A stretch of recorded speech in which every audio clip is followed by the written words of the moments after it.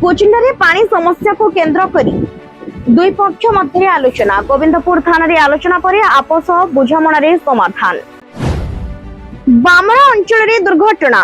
Railway gate बंद थिबा सत्वे जने युवक बाइक नहीं गेट तळु पार हेबाकू चेष्टा करुथिबा बेले द्रुत गतिरे आसुथिबा ट्रेन धक्का देथिबा सूचना मिलिछि।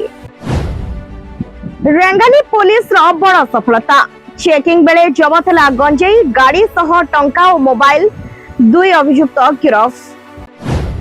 संबलपुर जिला जुजुमरा अंचल कुमेर गांव रे दुखद घटना। वन्य हाथी आक्रमण रे जने युवकंकर मृत्यु होइतिबारु अंचल रे भय और शोकर परिवेश।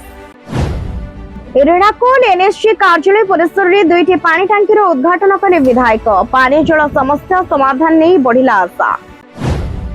कुचुंडार कोटुचिया छकरू किरशासन शिव मंदिर पर्यंत विपद संकुल अवस्था झुली रही विद्युत तार।